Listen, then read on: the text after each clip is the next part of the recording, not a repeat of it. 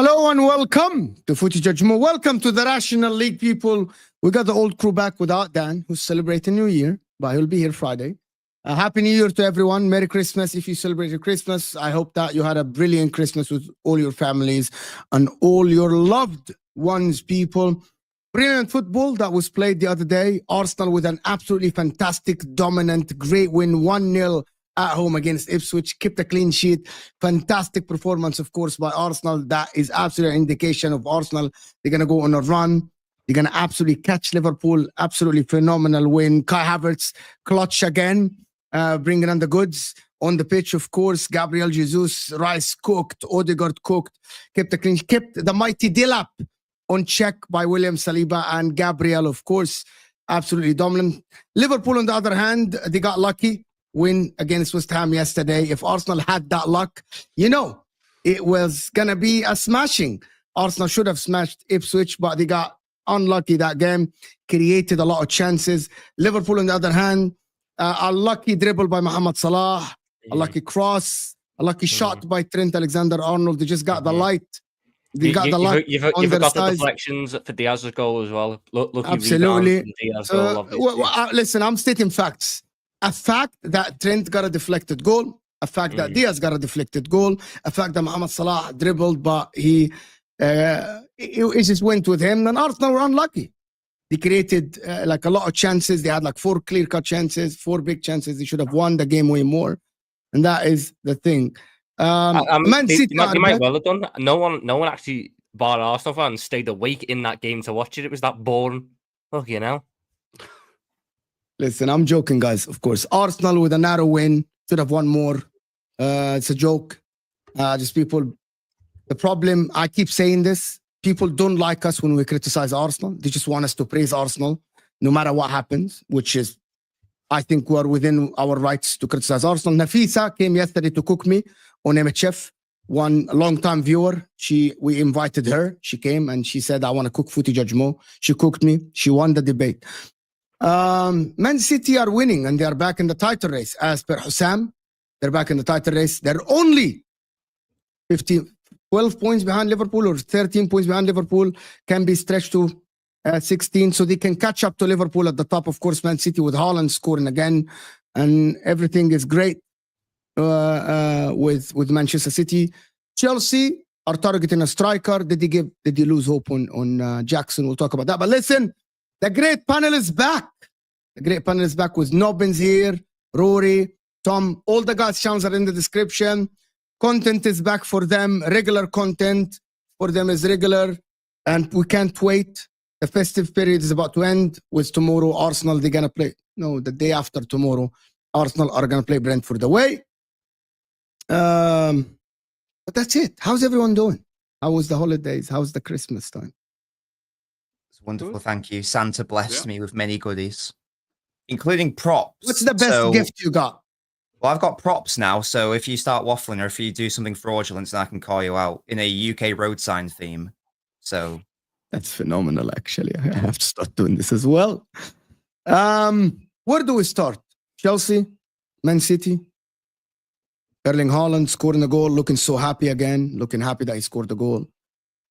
I mean, Man City played different yesterday, played defensive against Leicester, relegation fathers Leicester, played defensive in the second half to protect a win. Not like Pep, he never done that, but he's doing it now to protect the leads and to win. They won 2-0, great. So, Nobbins, did you like the Pep approach of defending yesterday? because a lot of people, not you, a lot of people criticized Arsenal when they were defending the lead away at the current champions, 2-1 with 10 men. They said they should have attacked more. Did you feel like you should have attacked more against Leicester? I With mean, 1-0 only? beggars can't be choosers. We are in a situation where literally, normally I would love to be. I'm always this sort of person when City are in a title race, and I'll go right. It's only the last sort of 10 games where it's like, right, all that matters is the win. The performance is irrelevant. All that matters is getting points on the board. Sadly, City are in such a terrible state that it is not even the new year, and City fans are basically going, myself included, are going, all that matters is the points. It's irrelevant how bad the performance is right now. We're just at that stage right now, which is a damning indictment on the state that City are currently in. But that is the reality of the situation. We've just got to accept that is the state of play. Again, you can't be picking, I wish the performance was better when you've won 1 in 13 prior to this game. So you've got to be realistic, I think. I would say that we've actually played better in some losses this season. We've certainly played better in some draws. Leicester definitely deserved to not lose that game 2-0, but you've got to take what you get right now. I don't think any City fans under any illusion that we should have gone out there and played wonderful football, because that we just logistically can't do that right now. I've said many times, the only thing that will ultimately solve this issue for City is signing new players. So January is a big opportunity there, and we actually have a chance to win 3 games in a row. We're not, in all comps. We play West Ham at home next. West Ham are terrible off ball, so we actually might score some goals and maybe get a clean sheet. Then we play Salford in the cup. So again, it's another opportunity to win a game. These are the levels that we're working with. So yeah, it wasn't a great performance, obviously. And yeah, absolutely. The issues are still there. I don't know how much use there is in talking about what are the issues, because we all know the issues right now. I had my chat. Can I ask you something about this, Nobbins? How are the issues still there if Kovacic has been back for a while now? Why in the beginning of the season you looked so dominant and so good with Kovacic starting without Rodri, but even with Kovacic now, your midfield look wide open. Leicester, Somare, and wings were literally passing the ball around your midfield. There has to be something else, because this is the same team that won games in the beginning without Rodri. It's the mentality. It's definitely part of that 100%. I think teams know they can get at City now. That just City for years. You can't tell me that in the last 4 years, Tom, all what City had is no one, right, Mo? No one said that's all City had. But I'm saying that one of the factors that is probably playing into why teams are going at City now, even though Kovacic is back, is the fact that they know you can get at them, and the fact that they don't look as dominant and as secure. So there's more confidence there, combined with a loss of confidence in the City end. Football's a confidence game. If you're confident and you're the team aren't, you'll batter them. The thing is, City are going into games not fully confident, and teams know that. That is 100% part of it, definitely. Again, I don't think there's one correct answer. I think it's a multifaceted problem. What I also would say, though, and I think I fell into this trap at the start of the season myself as well, is that because we're talking about the first 3 games of the season, aren't we? Before the first international break. If you actually go back and look at those teams we played Chelsea away, which looks good on paper, but it's Maresca's first Premier League game managing Chelsea. So there's that added context of he's still learning how to play with his players. And also, we've got away with it on a number of times against Chelsea. The second game is home against Ipswich. A relegation team. Again, no disrespect to Ipswich, a relegation team. Third game, West Ham. Enough said, one of the worst out of possession teams in the league. So I totally take Tom's point. I do agree with it. Confidence was a part. I also think that, again, I think I'm guilty of this myself, maybe that City fans there was a bit of a false dawn in a way. We were bigging it up. There was maybe a bit of novelty to how City were playing. It was like a new system that Pep deployed. Complacency type thing, maybe. You just think, this is what City do. They win games. They dominate teams. It's just what it is. And it's sort of just like you're not really seeing the real issues in the team.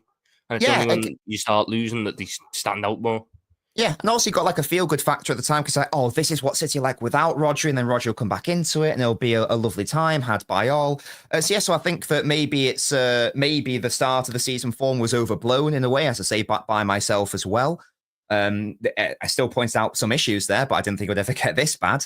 And yes, maybe that's part of it. Obviously, injuries haven't helped. Obviously, the run of form is going to destroy confidence as well.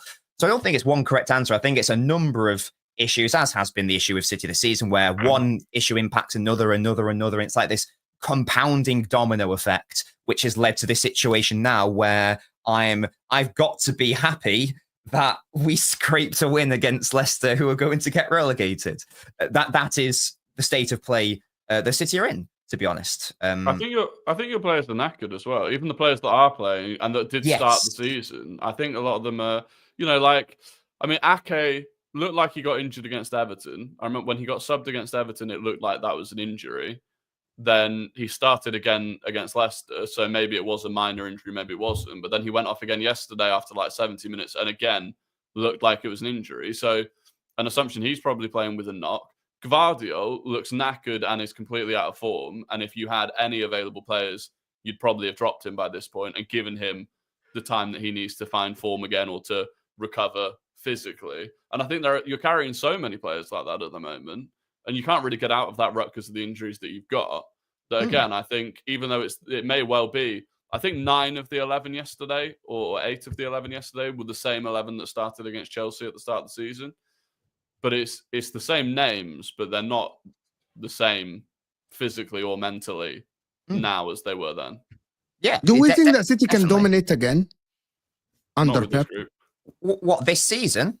Not this season. Not this season. You're not going to win the league. You're not even going to challenge for the league. Yeah, I love how most questions just always go big in scale afterwards. We're talking about City's problems this season. But let me tell you why. Is City ever going to dominate ever again under Pep? I'm going to tell you why. Do you know why that question is? Okay, Nobbins, we can analyze City. Guys, if you haven't subscribed to Nobbins, he does amazing analysis videos, breaks down everything. Thank you. But the thing about it, are City going to win the league? Can we all answer yes or no?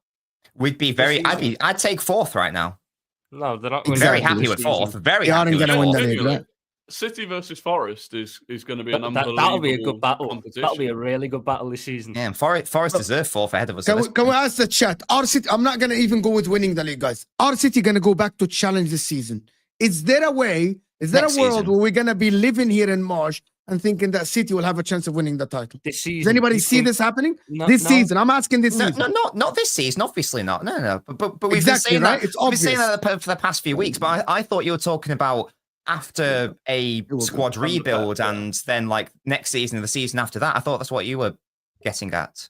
He's done it before, not in as quick a time as in when he's phased out other players and then brought in the new generation. Like, you think back to Aguero, Company, David Silva. That generation. This one won't be smooth like that one. I don't think this one is going to be as clean just because of the number of players that all probably need to leave at the same time and the number of additions that you need all at the same time. I don't think. And that's why it's vital. We need to hit it in Jan. Like we need to get at least 2 in Jan. Basically, use this remainder of the season as a pre-season and get them embedded now, so that they don't have to have a bedding in process come August, September next season. Just like, no, you're there right now, and then in the summer, I totally agree, Rory. And then in the summer, get like hit the window like 17, 18. Where the midfield now was the fullbacks then. And we brought in, was it 3 fullbacks? So we brought in Danilo, Mendy, and Walker. I know Mendy got injured, blah, blah, blah. But the idea was there. And we spent over £100 million on fullbacks, and it worked. And it was a lovely time. So a similar level of investment must happen, not just the midfield in fairness, but that is obviously the main area. Because I was just on with LB earlier. City haven't signed a starting midfielder in 5 years. And that was Rodri. Since Rodri. Yeah, which is mental. Now, we have signed midfielders in that time. We spent a lot of money on midfielders in that time. But we're talking about Calvin Phillips. We're talking about Kovacic. We're talking about Nunes. We're talking about another Gundogan. So, so these are like sort of fine squad players. But in terms of like a player that you want to start and like you're a nailed-on star first teamer, we're going back 5 years. Which position, Nobbins, that you can attract a starter? Like a Rodri or a Kevin. Which position? 8 next to Rodri? So what position does City need? Look, no. What you said, we haven't signed a starter, right? Yes. I disagree because Calvin Phillips was Calvin Phillips is definitely joining City. Calvin Phillips was never going to be a starter. Calvin Phillips was never going to be a starter. Rodri, okay, can I present my case then on the show? Please. If you're going to say that Rodri wasn't an nailed-on starter when he was signed, right? No, but he was brought. No, it's not the same at all. Can I present the other case as well? Rodri was moved to the 8. Rodri was in that season. Rodri actually was moving to the 8. Rodri was brought in to be the Fernandinho heir. Calvin Phillips was not brought in to be a Rodri heir. Isn't Calvin Phillips older than Rodri? Yeah, he was brought in as a squad option. We're not going to. I think you're getting one of the best English midfielders at that time, Nobbins, to be the Rodri bench. No, I thought that they would have played together. To be a starter when we had Rodri and Gundogan and Kevin De Bruyne. Matthias Nunes is a bench player. Okay, guys, let me just present the case then. Can I just present the case? Present. Okay. Rodri moved up high on the pitch a little bit in the treble season onwards, and he was actually tasked with a little bit of offensive duties. There was a world when you play someone next to him that will release Rodri to play forward, which is the Bruno Guimaraes signing that a lot of people want, to Rodri to be next to Bruno Guimaraes and move forward. That could have been Calvin Phillips. It could have been Matthias Nunes, but it is not, because Matthias Nunes can actually be ahead of Rodri on that left 8. I still think that City tried to sign players that can start for the team, but these players were not good enough. Calvin Phillips failed. Matthias Nunes failed. Isn't that what I've just said, though? I've said that we're signing players that aren't good enough. That's sort of the long and short of my point. Okay, hold on, Tom, hold on. His statement was squad player, City Rory, did not. Tom, just let me put the statement that he said. Nobin said City did not sign starters. The fact that you signed them and they're not good enough doesn't mean that you were signing them not as starters, not as people that can start games. It's both. You said you haven't signed a starter. Okay. Matthias Nunes is not a squad player. Calvin Phillips was signed in the treble-winning year. Okay, so let's play this game. Calvin Phillips was brought in to be a starter. Tell me, who is he starting over? Is in the midfield next to Rodri with Kevin De Bruyne. So he's starting over Gundogan. He's starting over the captain. Gundogan or Bernardo Silva didn't play then. So now you're telling me that you couldn't sign starters because there was no place in the squad for any starters. Well, let's deal with one issue at a time, shall we? You've presented the arguments that Calvin Phillips was brought in to be a starter. Tell me the player he is starting over in the treble-winning year. Tell me. A starter, a rotation for Gundogan, a rotation for Rodri. So a rotation. That's a player that is good to start. A squad player. That's good to start. So a rotational player. Difference. By the way, I'm going to tell you, what's his name? Foden in that treble season was a rotational player, but Foden on the wing. Foden is a starter. Would you consider Foden a starter or a squad player? He wasn't a starter in the treble-winning year. No, he wasn't. So he's not a starter. So Foden at that time was not. He wasn't then. So maybe we disagree on the definition of a starter. I'm talking about someone. Starter. I'm talking about someone, and maybe I wasn't clear enough. Someone who you bring in, and immediately they go in. They can go into the first team, and they can raise the floor and the ceiling of the team. I'm not talking about someone who's a decent player like Kovacic. I'm not having to go Kovacic, by the way. I think he's a good player, but ultimately he isn't someone that we signed. And I go, oh yeah, that's the Gundogan replacement. I look at him and go, he's fine as a bench player and to start sometimes. Sorry, Rory, what did you want to say? Can I ask Rory a question then? Rory, do you consider Moreno a squad player or someone who's coming in to be a starter? What about Calafiore as well? I think he can start, but at the moment is a squad player with and I would assume Arteta hopes he can. So you guys consider only 11 players, these are the starters? Because for me, I consider about 14 players. Depends on their quality. Depends on their quality. Exactly that. No. So for me, I say that we have starters on the team that wouldn't start every game, but they are good enough to play a Champions League game, start a Champions League game, or start a league game. You know what? Calvin Phillips is never that for City anyway, though. Exactly. Now we disagree on the Calvin Phillips rule, Tom, because I think Calvin Phillips was brought in to even start 20 games. I consider someone who starts a 20 game a season a starter for me, even if they are a rotation in the Champions League. That is me. Let me read. For the game City play, you're saying that a guy who starts in 33% of games in a season is a starter. 100%. That's a big chunk of the games. 100%. Let me reframe it then, because I feel like we're getting bogged down in. I feel like we're getting bogged down in semantics here. I didn't think that would be such a controversial statement. What I'm saying, I don't agree with Mo's. Yeah, let me reframe the definition. Someone who is going to start and play 25 games in the Premier League in City's midfield. That is what I'm talking about here. I'm not That's talking Mikel about Merino for Arsenal, Calafiori for Arsenal. But okay, so this is where I think the issue is if you're sat there and saying, well, it's crazy that we haven't signed a starting midfielder in the last 5 years. Yes. But it's not that crazy if no one was ever going to start over Ballon d'Or winning Rodri. No one was ever going to start over Kevin De Bruyne. And no one was probably ever going to start over whoever you had last season, Foden at 10 or whoever. So the issue is, it's crazy that you've not signed a starting player, but how many players have there been in the world in the last 5 years that start I only ahead want of one. Rodri, De Bruyne? But how many would there even be? Yeah, but how many would there even be? This is the thing. You could not have signed a 6 in the last 5 years. I can name at least 2. Bruno Guimaraes is one of them. João Neves at Benfica is one of them. Even Onana now at Villa is one of them. They start ahead of Rodri. What? Or they start... Where do they start? City play 4 midfielders at times. What, central midfielders? Yeah. When?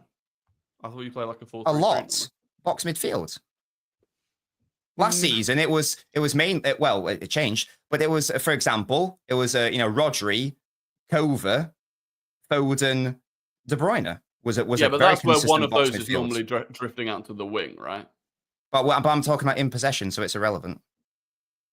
But it's not, because they don't. Like you were calling Foden a rotational winger. Is Kovacic a starter or a squad player for you? He's a squad player. You guys only consider should be a squad player. So what about last year? What about last year when Rodri was fit? Didn't he start a lot of games? Again, he should be a squad player. In terms of quality, in your opinion, that's your opinion, Nobin. Yes. Okay, so that's Nobin's opinion that we haven't signed someone who's that quality to start. Everything I say is my opinion. I don't think I had to preface every single sentence by saying that. My point is, when you put we haven't signed a starter in 5 years, that's your opinion that you haven't signed a quality player that is able to start for Man City. Do you think we have in the midfield in the last 5 years? Yeah, I think when you signed Calvin Phillips at that time, he was. How is Calvin Phillips getting mentioned? I'm gonna tell you. Let me tell you. It's a very simple thing. Calvin Phillips was rated higher than Rice when they signed him. Am I wrong to say that statement? I don't even know if that's true. Is it? It's absolutely true. Calvin Phillips had a good Euros. The 2021 Euros, and he was really highly rated. No, because the season after he was dog shit for Leeds. He was injured all the time. He barely played, and when he played, he was massively inconsistent. I remember when City signed Phillips, there was a bit of a shock about it for how much they paid and for the type of player that they bought, because it didn't seem to line up with the type of signings Man City made. Why do I remember a different story completely when they signed Calvin Phillips? Because everyone seems to think that Calvin Phillips had a really good... Right, the people who rated Calvin Phillips were people who don't like Declan Rice.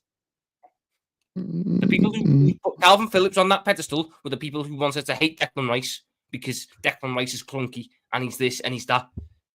The reality is, most sane people, when Calvin Phillips signed for Manchester City and Declan Rice was at West Ham a year away from moving to Arsenal, at that point in time when that move happened, most sane people said Declan Rice is better than Calvin Phillips. I just think they've made signings that they would have hoped could go on to become starting players, exactly the same as when they signed Rodri, there was a hope that he would be the heir to Fernando. There wasn't a guarantee. Which name in particular do you think, Rory? Which name do you think in particular? I think Mateus Nunes.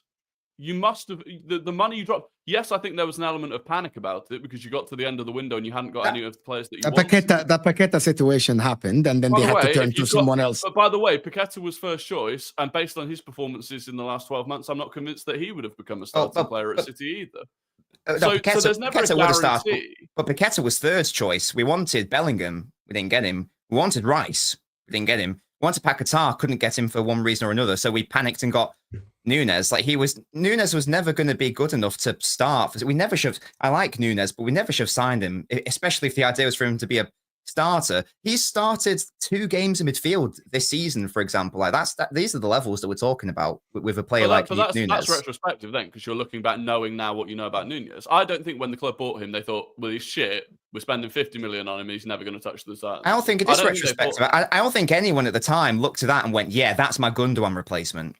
In the City community, I don't remember one person trying to suggest that in a summer when we lost our treble-winning captain and we needed that Gundogan replacement and we brought in Kova and Nunes after trying to get Bellingham and Rice, I don't think any City fan said, yeah, that's fine. I think most people, it was confusion, myself included. I was like, why are we doing this? So I don't know if I agree, to be honest. Anyway, and also like this season's illustrated the point. Hundreds of millions of pounds on players that they never had intention of starting games. Which is City's succession planning in recent years hasn't been very good. It is mental. Yeah, it is mental. Yes, well, this sort of goes to my point. I just don't believe it's true. That's my point. I don't. But it's demonstrative of poor squad building, isn't it? And this season's evidence of that. Like we know that the midfield has been, again, like people saying we need to replace Rodri. No. The whole midfield needs rebuilding. Like this, it's not one player. It's the whole midfield. That sort of proves my point. Is Doku a starting player? I'm just trying to make the the definition. Is Savinho a starting player? In an ideal world, a 20-year-old wouldn't, in their first season in the Premier League, wouldn't be a starting player. No, this is why not be in the first year, the second year, third year. I don't think Pep wants Doku to be the starter, but Jack Grealish can't stay fit enough to not have to not put Doku in the role of being a starter. Savio has to be a starter because there's no other true option there. Yeah, that's due to circumstance. Is it possible for you to go out and get the heir to Rodri's throne? It's not about getting the heir to Rodri's throne. It's about getting the heir to Gundogan's throne. Actually, they can get the heir to Rodri. Rodri's 28. Rodri's 28. Why would they get an heir to Rodri now? No, that's the point I'm making. Nobbins has said 50 times they need a player that can play the 8 like a Gundogan and would step in, like Gundogan 3 years ago, to play the 6 when needed if Rodri needs rest. There is no adequate replacement for Rodri in the world. Nobody in that caliber. I actually don't think there is anyone at that level. And if they find that guy, why would that guy come here and sit on the bench for a whole season? This ACL for Rodri is unexpected and unpredicted.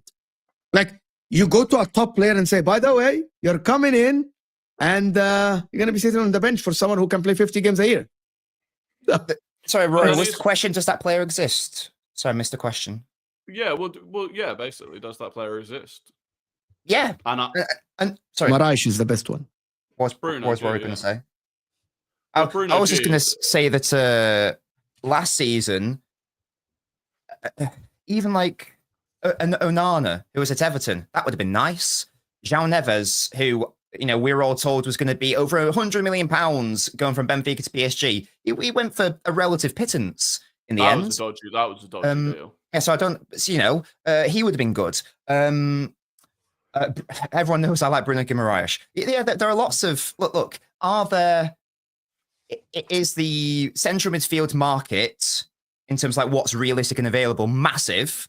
No, but there are definitely options there. And it's fair play to City. We tried to get Bellingham and we tried to get Rice, but then we panicked. And that was the issue there. We probably should have gone for no one rather than panic. But yeah, definitely a number of those players exist. And one of them, I'll be recommending in a New Year video on the O'Nobbins YouTube channel. 2 players Man City must sign. Go give it a watch in the new year. It's a new year, okay. Does it then worry you that Rice didn't want to join City, Bellingham didn't want to join City? That there is a feeling that those players, because they may end up, Bellingham wouldn't have done, but for Rice, for example, if he saw his long-term career as a 6, and he's openly admitted numerous times that his favourite position is a 6, one of the main reasons I assume he didn't go to City was knowing that he may not start ahead of Rodri. Like, again, do you think that that's a concern? Sorry, I don't quite understand the question. I get. Are you worried that the top players that primarily can play as a 6 would not want to join Man City? I don't want a player who can primarily play as a 6. I want the opposite. you're not going to buy a backup DM whilst you have Rodri. What City needs to do is buy 2 8s who can fill in as a 6, because the likelihood is that when Rodri is fit, Rodri will go back to starting the majority of games. It will be cup games or bottom tier league games where they take Rodri out, and at that point, you can't justify having a backup 6 for that. You simply just drop one of the 8s into that position and hope that the rest of the unit around can make up for it. Yeah, exactly. We need someone. Again, this is why I will never frame it as we need a Rodri replacement. We need a Rodri heir. No, what we need is a Gundogan replacement, because if remember what happened in the 18-19 season when Fernandinho was out for the last third or so of the season, Gundogan did that situation. Same thing with in the treble winning year and the year before that, when Rodri was out for times, who came in? It was Gundogan. We didn't go to a backup defensive midfielder because it doesn't make sense for City to have a pure backup 6. We need, I doubt we'll get Bruno Guimaraes. I'm just using him as an example. Someone who is primarily an 8, but can easily fill in at 6. Someone of that ilk, someone of that profile of player. So someone who's more of an 8 than a 6, but someone who is competent at both. This is why I won't be recommending someone like Zubimendi, for example, because he's a 6 who can maybe do a job as an 8, but I think that logic is flipped. I think it should be the other way around. Can we attract that sort of player? I'd like to think so. It's hard to convince someone to come in when you're having such a terrible time, but that's why it's essential that, I know this is thinking towards the end of the season now, but that's why it's essential City must qualify the Champions League, for example. It's to try to, and Mo's laughing, but this is the situation that we're in right now. There is a genuine possibility finish below 50. You've got to know your place. It's a freaking laughable situation from a team with a 4-peat that we thought after getting Gundogan and Savinho, you would walk this league if Arsenal doesn't win it. Yeah, but things happen, don't they? Injuries that you can't possibly foresee happen, and then, as we discussed earlier, there's a compounding domino effect, and then the cracks show for what they truly are. If Pep is staying, you will be able to attract players, Nobin. If Pep's staying, you'll be able to attract players. We'll have to see, won't we? I think that being in the Champions League does matter a lot. Yeah, and I reckon it's only going to be top 4 that gets it. Man United fans think otherwise. I think so, yes. But Manchester United attract players for the wrong reason. Yeah, exactly. So it's essential that we get to at least 4th place, and there is a world where I know we're not on course for it right now, but we definitely can do it, but we will have to go win the window in Jan, and look, we'll see what is the ambition of the club. How much do you want it? We'll just have to wait and see. The result of the 1-1-5 will be very interesting, because I don't know what the. Oh yeah, obviously if that happens, then it's I'm thinking like realistic punishment. We're not going to see City get demoted to League 2. That's not going to happen. But I'm thinking if realistic punishments happen and City get a transfer ban for 2 years, that's in the nice possible way. City might be fucked because you can't. We'll have to lean on the youth, won't we? Definitely. I don't know what is going to happen. To do that this year. But it force his hand, wouldn't it? He only got a game on the weekend. Yeah, and like the likes of Wright would have to do. We'd have to recall Peroni from his loan in Spain. Obviously, that's a totally different conversation, and all of what I say is irrelevant if that does indeed happen. Rodri will have to start wearing a fucking knee brace to start playing games in January because you've got no other options. Crutches. Listen, people. Before we go on, there's over 600 people here and listen to Luke Skywalker. Hit that like button. We aren't even on 200 likes. Hit that like button, guys. It helps the channel massively. And all these guys' channels are in the description as well. So go and subscribe to them. Fantastic content. Pep is a fraud and I still don't like you, Mo. All right, then. I'm not everyone's cup of tea, which is just it's fine. Why is he giving you money if he doesn't like you? That seems counterintuitive. Because he likes my content. And I'm sure it's just a tough love. I feel like that seems thank you. Thank you for the support. Of an oxymoron there. I don't know. I know. I know we want to talk about. Yeah. We're going to talk about we'll talk about the Arsenal and the need and Liverpool and all this stuff. This popped up on my feed and I wanted you guys to listen to it. I don't know if you guys listened to it, but I wanted you guys to listen to this because I wanted to hear, am I the only one that is crazy or is actually some people still think like this? Just hear this. that Liverpool can't attract good players. They can't. They've never been able to attract the top players in football. When they bought Salah, when they bought Mane, all these guys were on the come up. Do you know what I mean? They can't buy stars because they ain't got clout like that. Do you know what I mean? But Liverpool fans talk about their trophies, bruv. You can't buy the clout that it takes to be Man United, be in the Europa League and sign Zlatan and Pogba. You can't do that because your club's a little man club. Like, it really is. Like, man don't care about Shankly and them man there, bro. Do you know what I'm saying? Because that's what them man always talk about. You don't care about that. You man got fists up by Chelsea, blood. You got your chain popped in broad daylight. That's a terrible example to use, though, because ultimately Zlatan and Pogba failed as trans signings, whilst Mane and Salah, unless I'm mistaken, they did quite well at the Liverpool. So that's a bit of an odd example. Salah wasn't that good. He's not I'll be honest. He's only been here for a couple of years. It's a weird critique. Man can sign Anthony, and you can only sign Mo Salah. I know it's funny as well because like it's basically. Do you guys know why I posted that video, Tom? Huh? No, he hadn't said anything because because everything he said. Okay, hold on, because everything he said is actually at that time Liverpool. I think the only 2 stars they signed is Alisson, because he was at that time they were semi-finalists in the Champions League and he was one of the best goalkeepers at that time, and that's why they spent that much money. And everyone wanted him. And Virgil van Dijk, which is Man City, wanted Virgil van Dijk at that time. And Thiago Alcantara. And Thiago Alcantara from Champions League final man of the match from the season beforehand. The problem is that world-class player. I think this is actually Liverpool's model. And actually, it's working better than the Man United model. Yes. At the current moment. Look at Gravenberch. Look at McAllister. It's working better. Mane, Firmino, Salah. It's working better than that. Exactly. By the way, there's a Robertson. By the way, Robertson is one of the best fullbacks in the world. He's son from Hull City. There's a relegated Hull City. There's a great lesson to be learned that if you're strict with how much you're willing to spend on a player and provide to that player in salaries, and you are strict on that, and you let your targets go, more often than not, it works out well for you. Because when you do get players, you know that they actually want to play for the club. So yeah, there might be players. You're not spending 90 million quid on a fucking Ajax winger who's dog shit. Because do you guys think that Liverpool should? Okay, the question is, should Liverpool and Arsenal now, and that is why go and sign the ready-made players? Should Liverpool change the way they think about it and sign the ready-made players? Liverpool's most successful period in the Premier League has been operating under this model. Why would we go change it? Okay, so you don't think that Liverpool now should go sign a ready-made striker or a centre-back or something like that? How many of them are out there right now?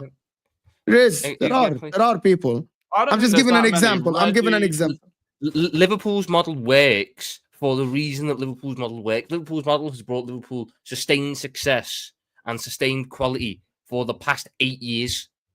Why? There's no reason to go change that model. Throw it out the window. Go and try and buy ready-made, because what you do when you buy ready-made is you shoehorn yourself in, and you lock yourself into a project. And if that project doesn't work, well, you're fucked. Good luck with that. Liverpool's model has there been opportunities in the past which Liverpool should have done better on? Yes. There's been points in the past where Liverpool could have taken that next step, potentially. But ultimately, Liverpool are only where they're at. You said sustained. Yes, sustainable. But Liverpool. But you haven't won as much as City, who buy ready-made players. City freaking buy Haaland, won a treble. That doesn't mean it's not sustained.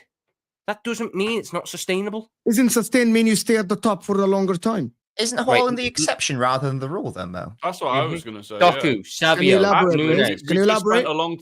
We just spent a long time listing the players that City have signed that were theoretically ready-made that turned out not to be. If we look at City's best players over the past, I don't know, 10 or so years, I'm not saying that they're bad players, obviously, but I'm assuming that you're talking about, the likes of like Jude Bellingham's, who are already it's pretty clear that they are like one of the best midfielders in the world or whatever. Kevin De Bruyne was the best player in the Bundesliga from Wolfsburg. That's fine. Yeah, and again, lots of these players are highly rated, but David Silva wasn't bought from Real Madrid, for example. He was bought from Real Sociedad. He's still a very good player, but he wasn't. I don't think he wasn't a superstar. Yeah, Ronaldo wasn't a superstar. And even I'd maybe argue Sergio Aguero was, but again, he was purchased from Atletico Madrid rather than Bayern or Barca or Real Madrid. And Fernandinho purchased from Jacksan, Leroy Sané purchased from Schalke.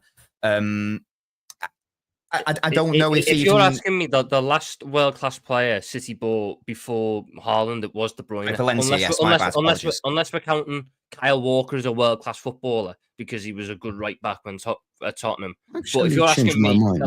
the last world class footballer Manchester City bought before Erling Haaland, in my eyes, was Kevin De Bruyne, and that was in 2015. So from Jack Grealish, Jack Grealish was a ready-made player. There we go. Okay, you can. Oh, no, hold on. It's not a joke. When Jack Grealish was coming to them for 100 million, he was the star of Aston Villa. Where did I say the word ready-made? Because he said before Erling Haaland, Kevin De Bruyne. Yes, world class, top upper echelon of football. Jack Grealish.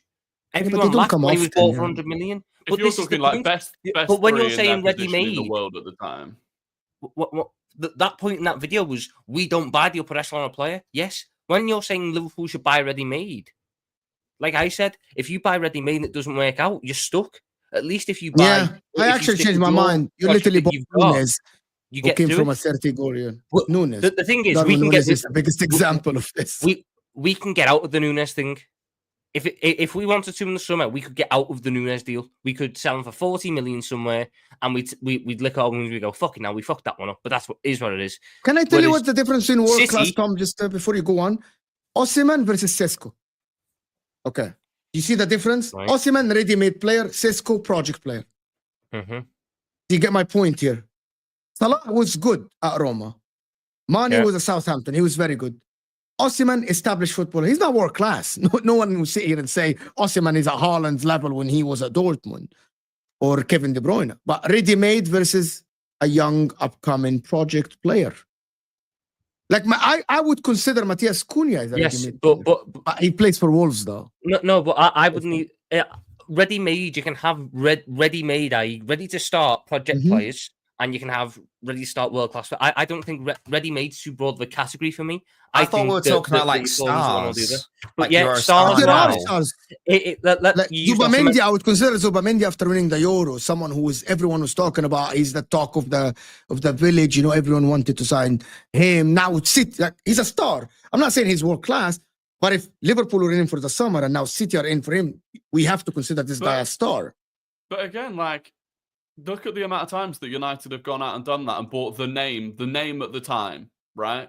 Whatever position Sancho, they needed. Ronaldo, Sanchez. Yes. Sancho, Pogba, Ibrahimovic. Even we need a goalkeeper to replace David De Gea. Oh, Onana had a really good Champions League final. Everyone's talking about him. Let's go get him.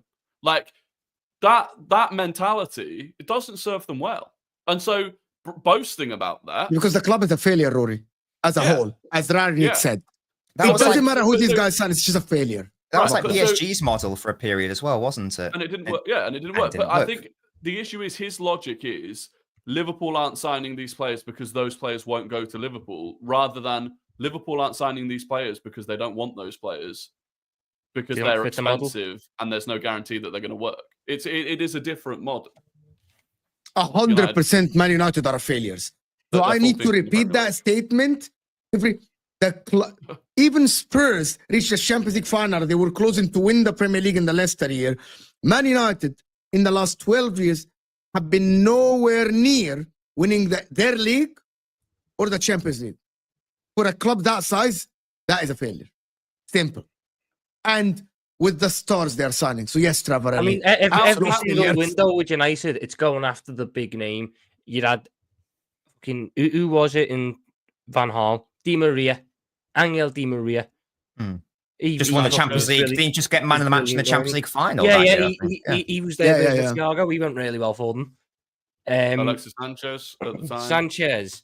Ibrahimovic was probably the best. Him and Pogba were probably the better ones of the lot. By the way, Ibrahimovic was in MLS, so he wasn't like... but Ibrahimovic was good until his knee went. Ibrahimovic was doing quite well at United until his knee went. At that time. Who was it like? So you had Di Maria, Van Gaal's final. You had Juan Mata, who was like 40 million. Falcao. United were the first one to sign Falcao. Chelsea the year after. Yeah, I meant which. They didn't sign Forlan as well when he was the. We're going back to 2000 there. Yeah, but the thing is, it worked though there because you had Fergie. Well, yeah, exactly. Martial was not a star. Martial was the ilk of Bernardo Silva. There was a time where they could do that because the squad was at such a level and they were coached so well that like bringing in a Van Persie to win you the title, that works out.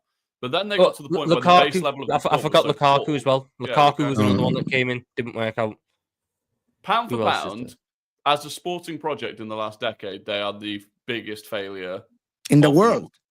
In the world, I would say, in terms of money. Because even PSG won their league at least. You can rubbish that league, but at the end they lifted the trophy.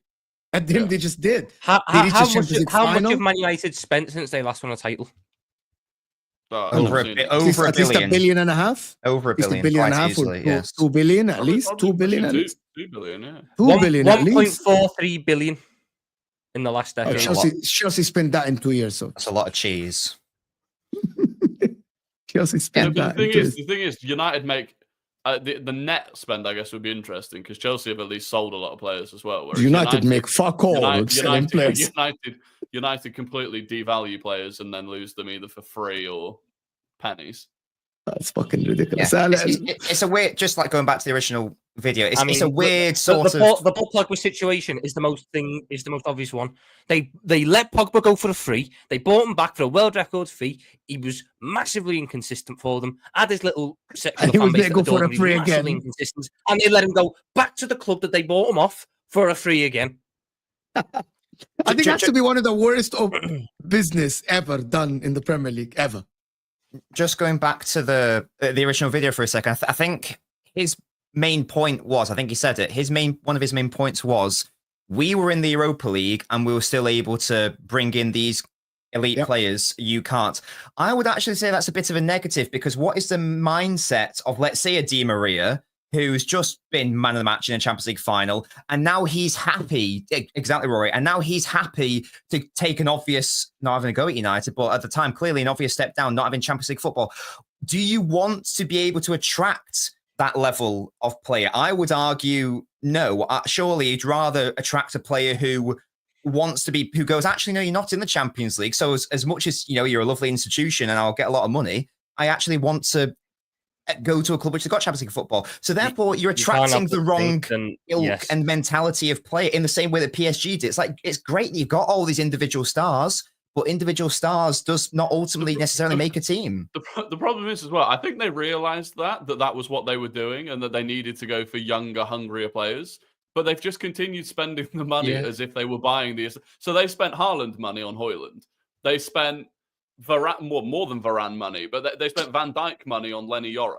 Like, this is the problem that they're having. They spent, when you put it this way, it sounds fucking crazy. Actually, United were in the right spot back when they finished second under Solskjaer. They weren't great. They benefited from teams not performing that year, but United got second, and you could see that team under Ollie had a little bit about them. They just got to a Europa League final. Players were on board, and then what they done, all the successful players in that Ollie team were the young players, the ones that had fight, the ones that wanted to show the world. They weren't world class, but they had that thing that they wanted to show. So United went out in the next window and bought in Ronaldo, who didn't fit the model, Varane, who didn't fit the model, and Sancho, who did fit the model, but overpriced, but did fit the model, and then they just never played Sancho in the correct position.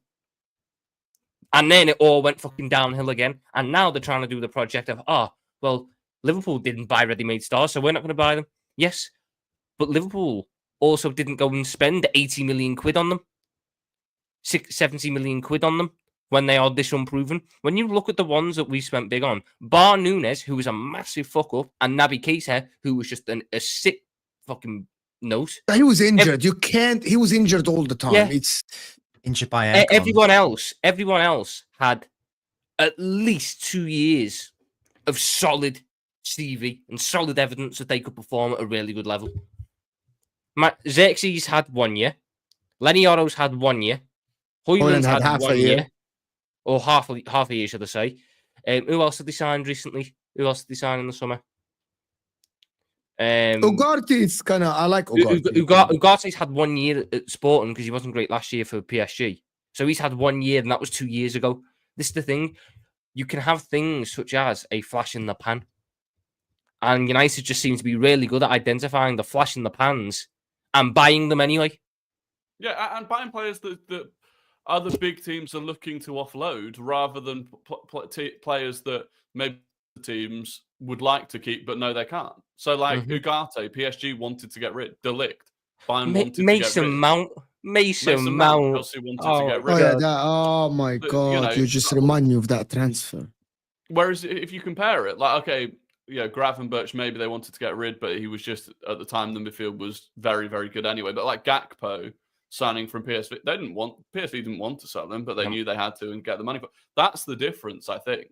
And United just can't seem to get it right. I mean, that's a good point. From if you look at the level of play that we've bought compared to the level of play United have bought for the positions, Ibrahim Konate started week in, week out at Leipzig. Dominic Szoboszlai started at Leipzig. McAllister, key player for Brighton. Endo, I know he's a backup, but he was the captain for Stuttgart, captain for a Bundesliga team. Diaz, Porto's best player. Gakpo, PSV's best player. And then you look at the likes of Haaland. Haaland wasn't even really Atalanta's starting striker. He was very good. When they bought him, he was very good. No, but it was half a season, and didn't he start like Duvan Zapata then? No, but Haaland was supposed to be good. Man United ruined Haaland. They can't use him somehow. The club is in disarray. If Haaland played for Liverpool or Arteta would have got the best out of Haaland. Arne Slot would have got the best. Even Pep would get the best out of Haaland. Manchester United don't understand potential. Manchester United think potential is a guarantee. They buy players with high potential or highly rated and think they are guaranteed to become the player that they are talked about being. They don't have the environment to nurture this potential. Yeah. They have so they just waste the fucking money. Back to the original guy's video. Is that a recent video?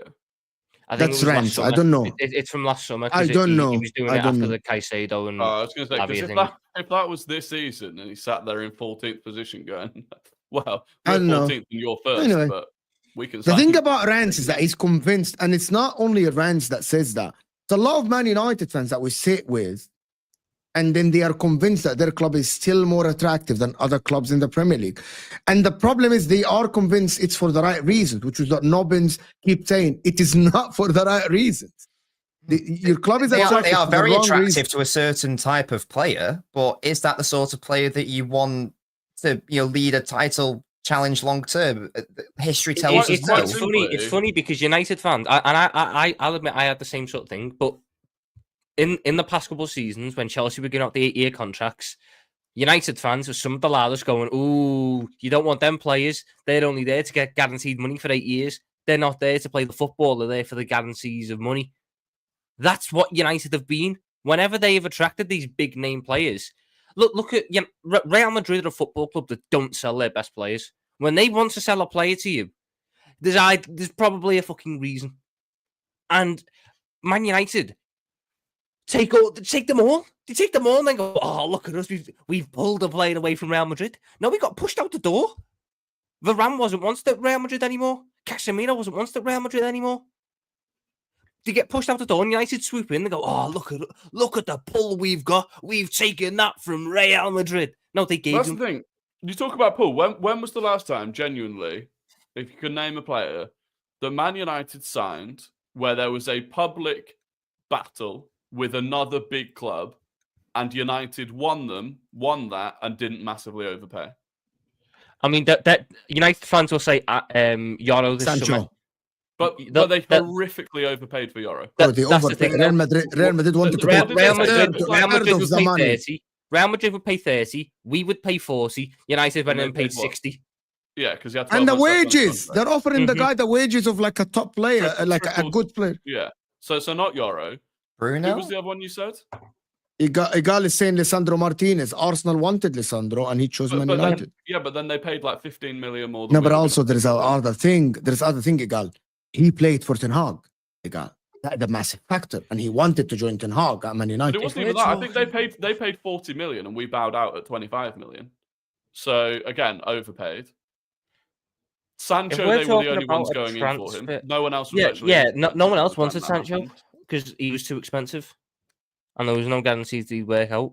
I genuinely can't think of the last one. I know that the last one I remember was Depay. Us and United were going on for Depay back in 2015, and they got him. and then we But went at for that Firmino point, instead. United were probably.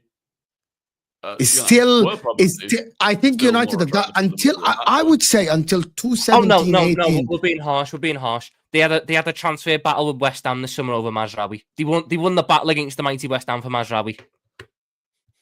There you go. Right. There you go. Ronio Ronaldo, Dan is saying, let me do a couple of super chats. Before moving on, Redline and Teranga, you're still in Senegal. You are a fraud and a gaslighter, but we do love you, Mo. Thank you so much, Redline and Teranga, for the support. Tony saying, Liverpool's model has been the third most successful in the last decade, only behind Chelsea's and City. Their owners will not spend like the others. That's super true. 100% true. Listen, but Arne Slot, give this guy a squad, give this guy a better squad, and let's see what he does.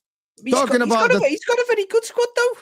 I don't know why we act like we got a shit squad. Wouldn't you crying with Osama in the summer saying that we need signings that he's not backed?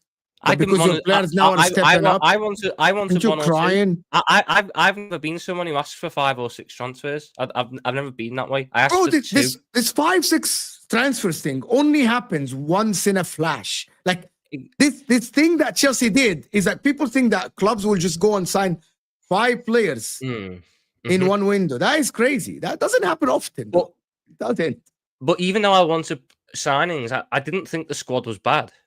We've got a very good squad, obviously. You needed a left back, a centre back, and a striker. A DM, sorry. You need a left back, centre back, a DM, and a striker. Sorry. Right, so now we're on the 4. Now we're on to 4, and I said I didn't want 5, and you said 5. But you needed to get rid of. You needed to get rid of one of the fullbacks, the left back. You knew that you needed to get rid of Robertson. I wanted us to get rid of Tsimikas, but I knew it wasn't going to happen because he got a new deal this season before, and Robertson wasn't going to go. So I don't think Liverpool's squad needed, and I still don't think it needs as much tinkering as people think. I think now with Curtis Jones and Harvey Elliott, you're good to go. No, but I backed them in the summer anyway.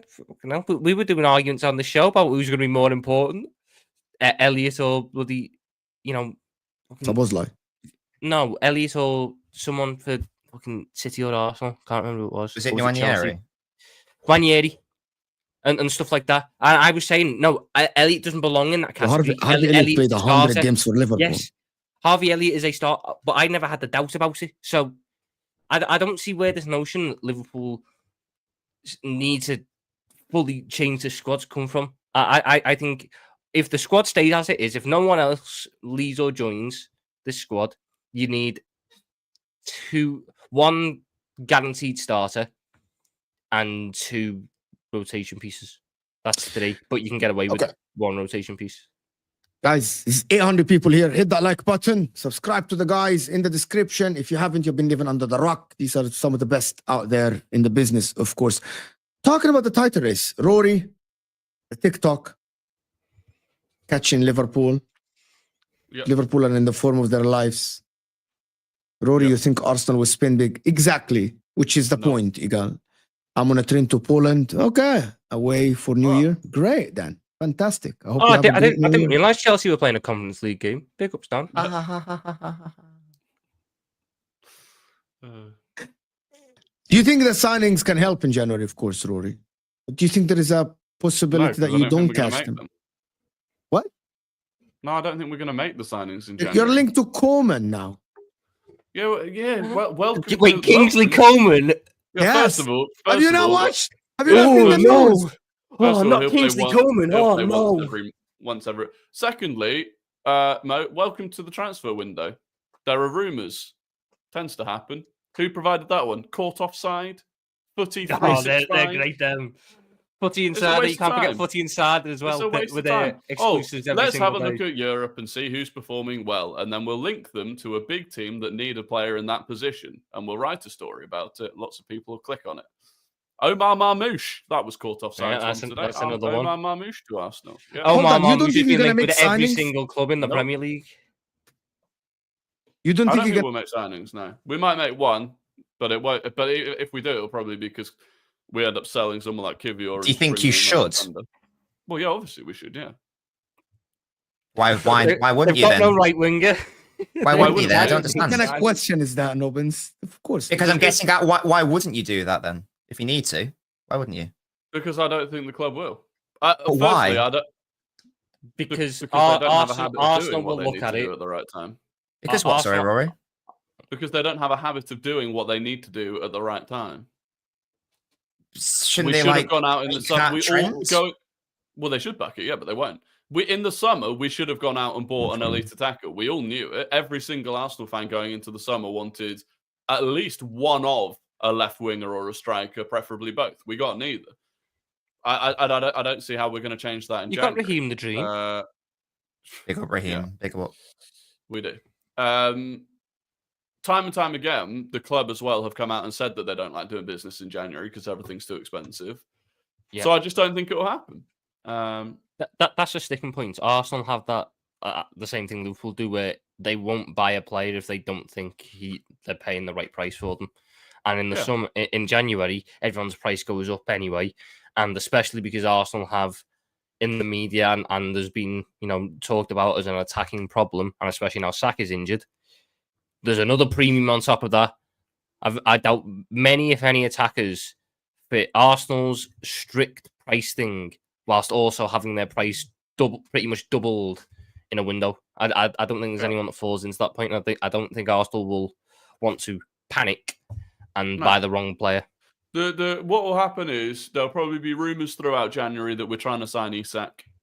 Yep. And it'll never happen. Never, ever, ever is that going to happen in January. But there'll be rumours just so that we're entertained a little bit and we're all, God, we might get Isak. So with that, if you don't make any signings, does that give Arteta an excuse this season for not winning the league then? Or not improving and not catching Liverpool?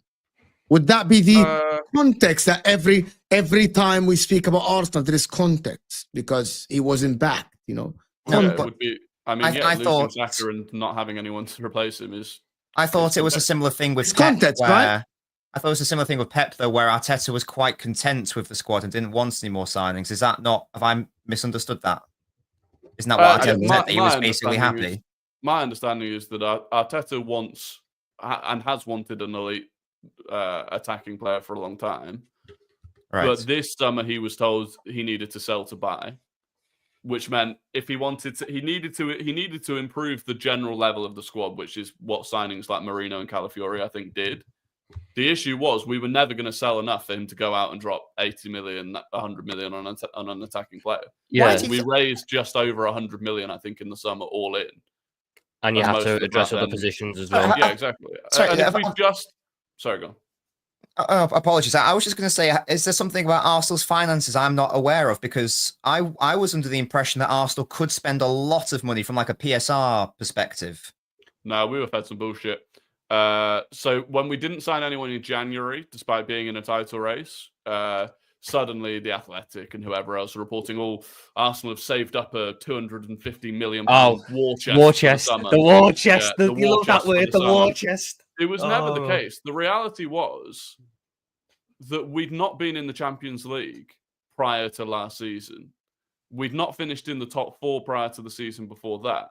The 3-year cycle, we'd not actually raised that much money. Our commercial deals until the last 18 months were horrific compared to the teams around us. And we spent a lot of money.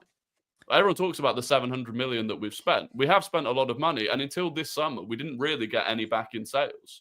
So Arsenal have been a notoriously poor selling club.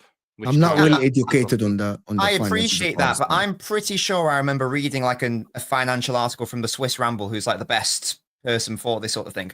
And I'm sure that he said that Arsenal had a ceiling of, like a leeway of between 150 to 200 million. And that was before sales. So I don't know how convinced I am of that. So my understanding, which is only from talking to a couple of people, is it was more about knowing what we were going to have to add to our spending within this current year, probably renewing Saka and Saliba's contracts.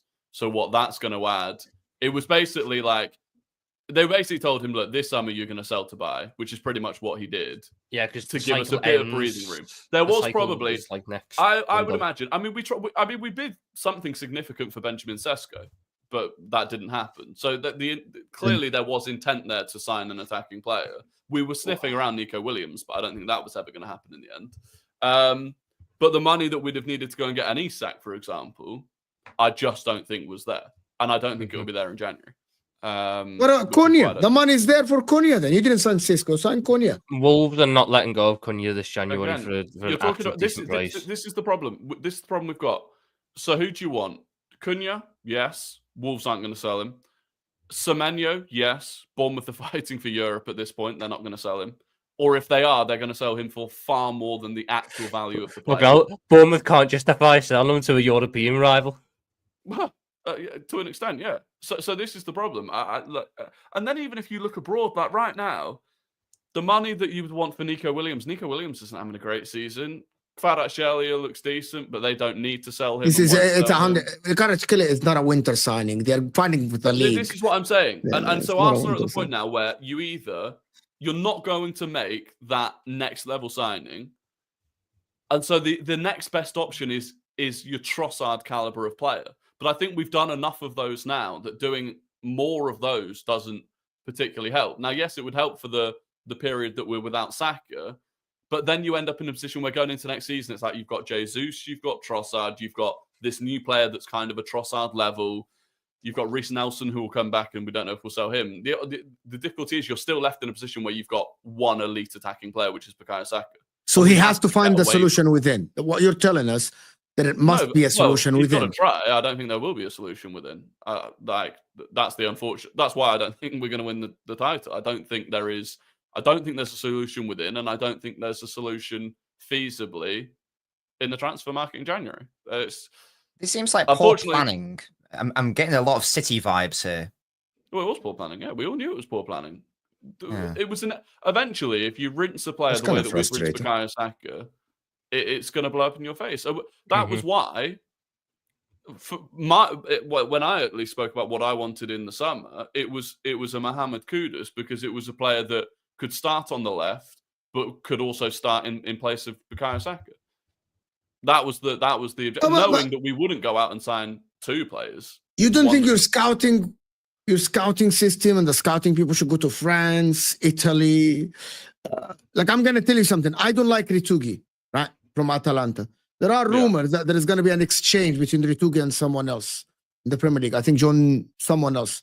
Like, they're going to sell John Duran and try to tease Atalanta with a good amount of money to sell Ritugi to them. Aren't Atalanta top, though? Bro, in Italy, everyone is for sale for the right price. Like, it's just, this is why Antonio Conte left Inter. It's a January.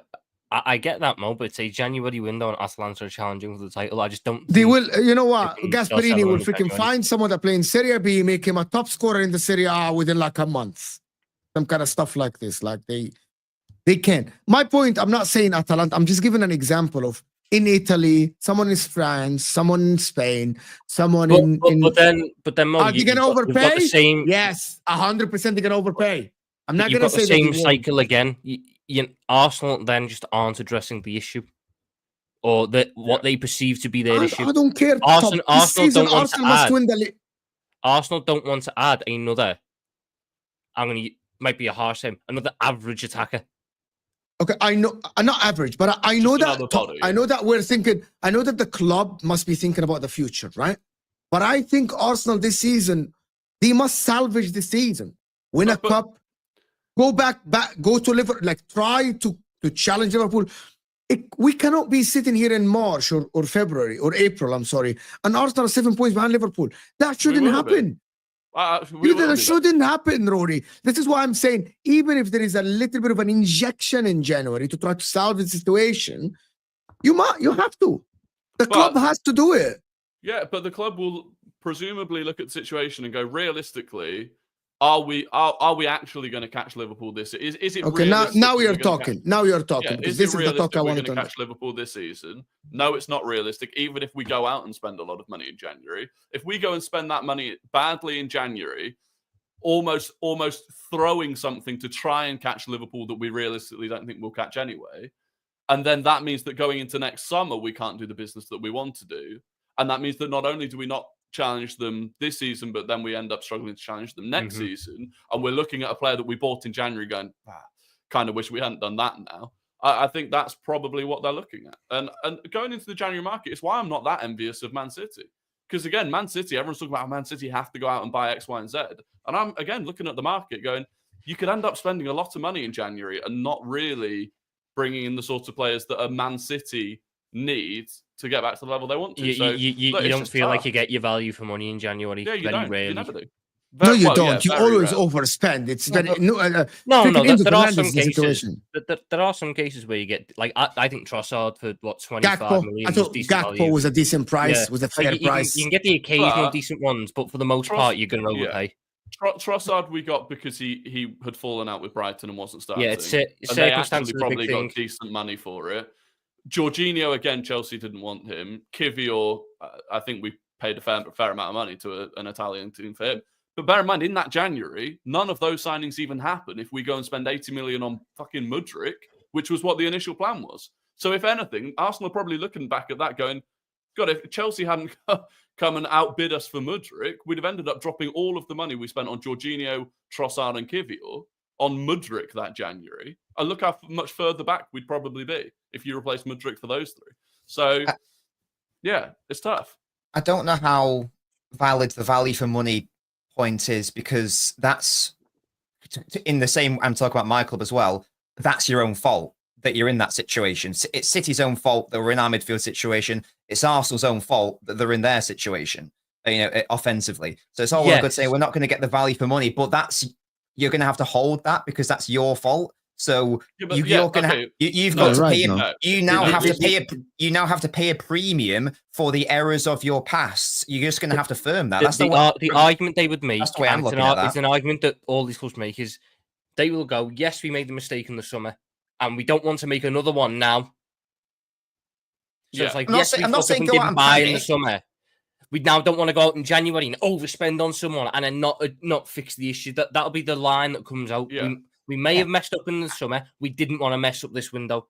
Yeah, I think I just fundamentally disagree with that. Like, but your club did that when you didn't get Paqueta or Rice, and you went and got Nunez, and we'd all admit that was a mistake. So exactly what you're saying is. But I'm not saying Arsenal should go and get a Nunez. I'm saying that City were wrong back then, and we should have gone for the correct player. No one.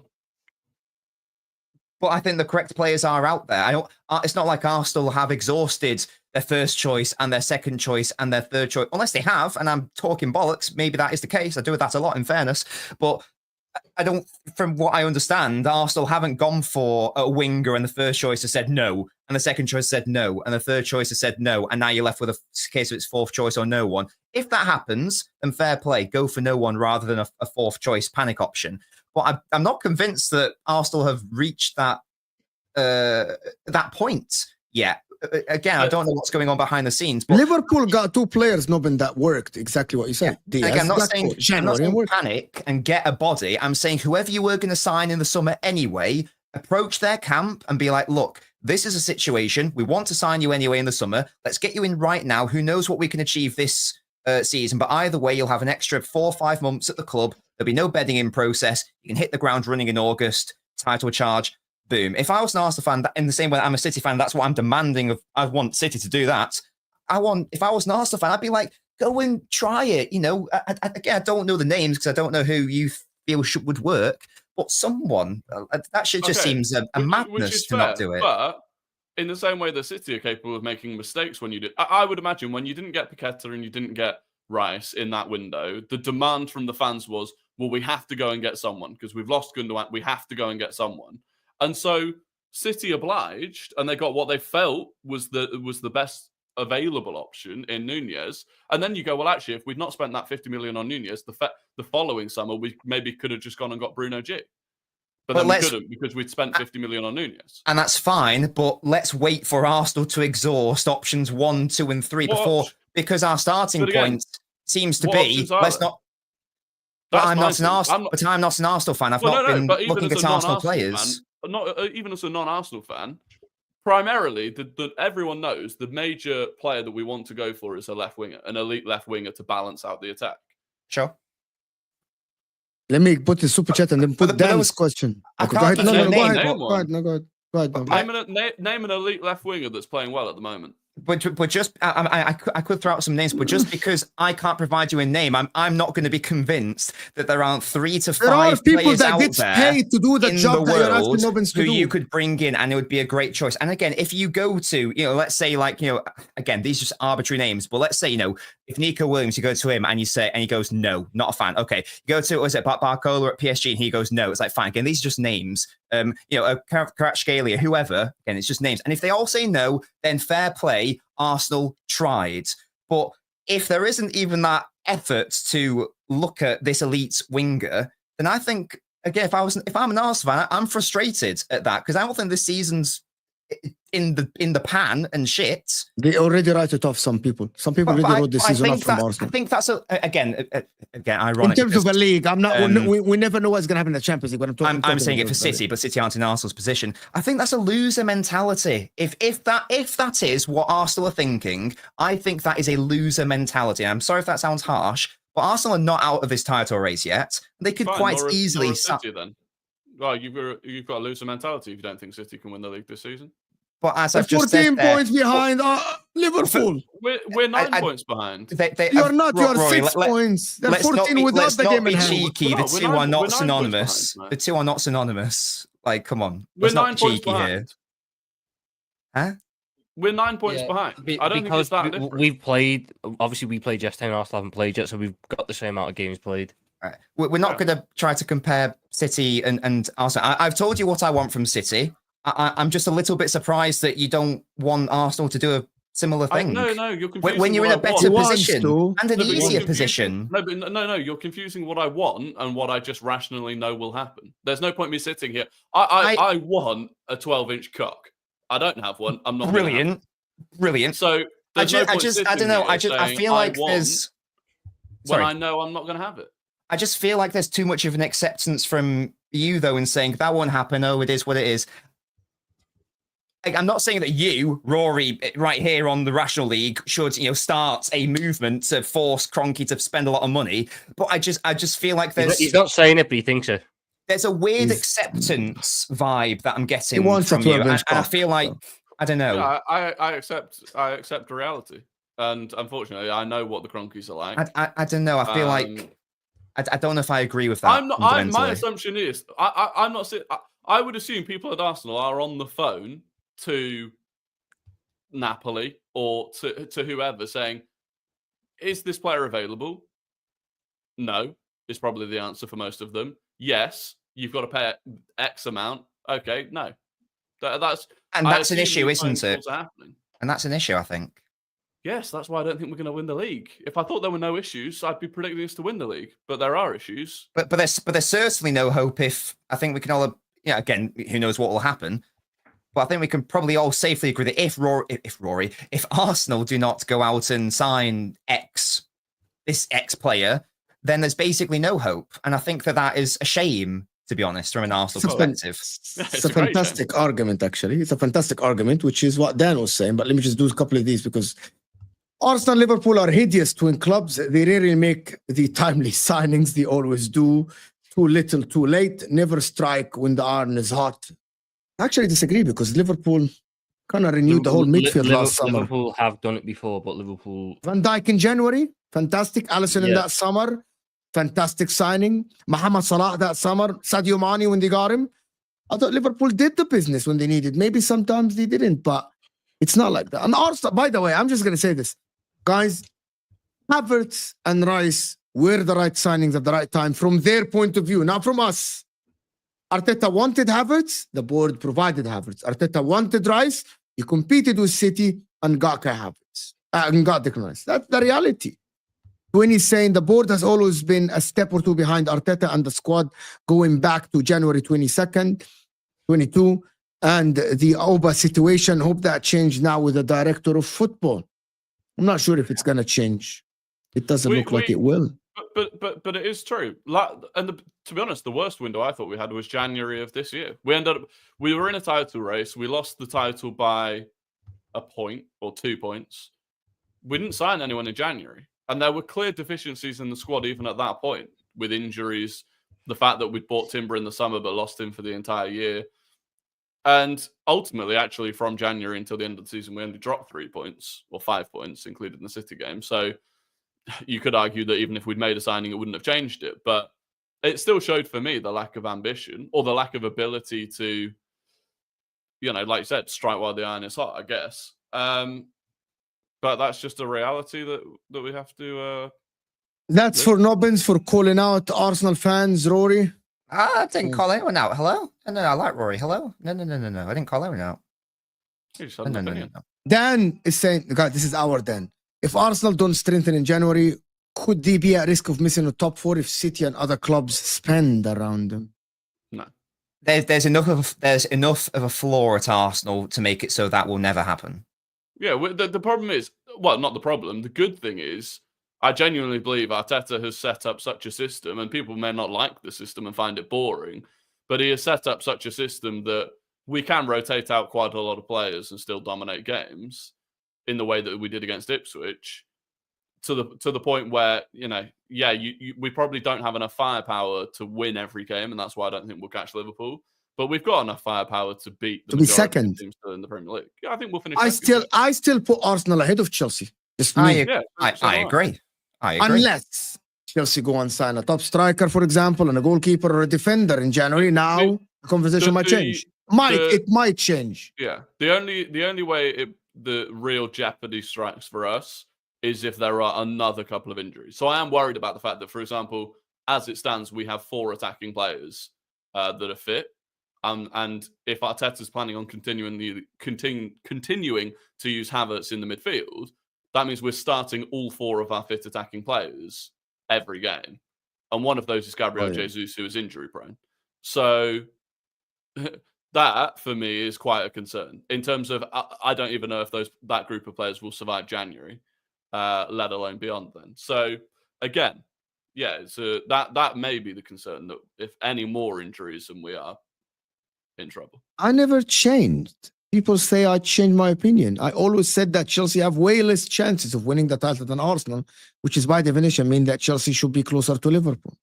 I thought I made that clear many times when people tried to push me to say that Chelsea are in title race. Tom, raising Trent, don't put that bad Jojo on my team. What about Trent? Is he saying he doesn't want Trent?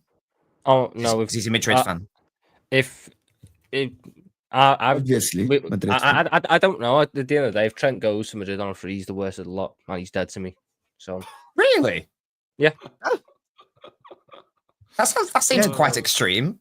No, he's been, he's got you the Premier League. They had the corner taken quickly moment. Champions. That seems a bit harsh. Yeah, if Haaland leaves, would he be dead to you? No, he'd be a legend. Right.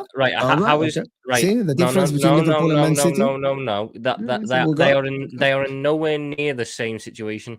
Trent Alexander-Arnold is an academy lad who's going to leave the club for nothing. And he's given you 8 years of wonderful football. I don't care. Have a bit of loyalty. If you win the treble this season, okay, he leaves on a free. How much is the value of a treble to the football club? Is well over 100 million quid. He's still dead to me. Okay. Fair. Well, if he signed a 1-year extension, you got like 50 million for him. Perfect. That's fine by me. What if he donated 50 million quid to Liverpool? He's still a bit of a dickhead for going on a free. I'm very angry if he goes on a free transfer. No, the problem with Trent is Liverpool. So it's not the fact he's leaving; it's the fact he's leaving without giving you a transfer fee. Is that right? Yes, that's the gripe. I just feel that for a local lad who's come through and said all the shit that he said across the past 4 years about how much the club means and this, that, and the other, the absolute least you could do is sign a contract extension so we get some money for you. Because we're not dickheads who are going to make him sign a contract extension and go, never mind, you're not going. No, if you don't want to be here, but Real Madrid will never pay you. I had this argument on a Sam stream. I don't want to have it then. I don't want to have it. Right. If Trent Alexander-Arnold is Real Madrid's first choice, their second choice is Pedro Porro. They're going to have to pay for Pedro Porro because Pedro Porro is not on a free transfer. Pedro Porro will cost, let's say, £40 million. If Liverpool get Trent to sign an extension and then go, Real Madrid, you can have him for £40 million, are they going to go, no, we don't want to pay for Trent, we'll pay £40 million for Pedro Porro? No, they're obviously going to go for Trent. Trent is the first choice for a reason because he's the best option. So if we But still... Trent also was in the signing bonus. Oh, my God. Why would you give 40 million to Liverpool? Because he That's should the have some point. loyalty to the football club. If they've spent 40 million on Trent, that would then probably change the amount that they're willing to give him in signing on bonus and wages. Trent should have some loyalty to the football hold club. on. You think because he's through the academy, he owes you something, right? It's not that he actually... He's an employee that worked really hard, was very loyal to the company, made the company a lot of money, which is trophies, played all his heart out on the pitch. And that's it. The company was very loyal to him and gave him the platform to become the player that he is. They didn't give Tom Little the platform. They didn't give Tom Little the platform. They didn't give every local lad the platform. They gave only the talented Trent the platform. It's a two-way street. Yeah. It's a two-way street. It's not a one-way street. They didn't give him the platform because they liked him. If he was trash in football, they would not have given him the platform. It's a two-way street. They benefit from him as much as he benefits from them as well. Liverpool have developed him since he was 9 years of age. I don't know. Because he's talented. Guess what? That's how it works. But they still stuck by him through good times and bad times. But my point is, and maybe you don't see it the same way with your academy products. For me, if you come I don't give a fuck about academy. We have something called Fuck Them Youth in Inter. That's what we do. If you have an academy like come through, sorry, someone click that. Jesus. If you have an academy like come through, you guys notice Inter sell all our youth products. Whenever 10 million we sell them. You're just poor and you need the money. Exactly. I can't remember the last product was DeMarco, which is we sold or we loaned out for years and then brought back at the age of 24. But my point is, if an academy like comes through, gets given, yes, it's a two-way street, but there also should just be a sense of loyalty. And everything that man says about the football club, he's done countless interviews, countless things going on about how we got bullied for 2 years because Trent kept saying this means more. Every other rival fan was trying to throw that back on us. And that's fine, but the first chance that you get, you fuck off and don't even give us a fee. Even Owen didn't do that. Owen at least got us 10 mil. I feel like there's too much focus on this transfer fee. I don't know if that's He's not talking about the football. Did you notice, Noben? He's not talking about replacing the best right back in the league, generational talent. All they talk about, we need money if you're gonna go. As it's, when I say we need money, I'm not even doing it because oh my god, I need the money to pay for his replacements. I think that if Trent goes, we could get fucking 80 million for him. Conor Bradley will play the games. They'll promote Conor Bradley, but I'm saying it's a precedent. It's a principle type thing. Right. You should have, the principle of it should be they've helped develop you. They've helped give you the platform to succeed. You've done that. The least you can do as well is make sure they get a bit of money for you. I just don't, because you said that you'd be happy if, say, you got 10 million for him and like a 1-year extension, let's say. Yeah.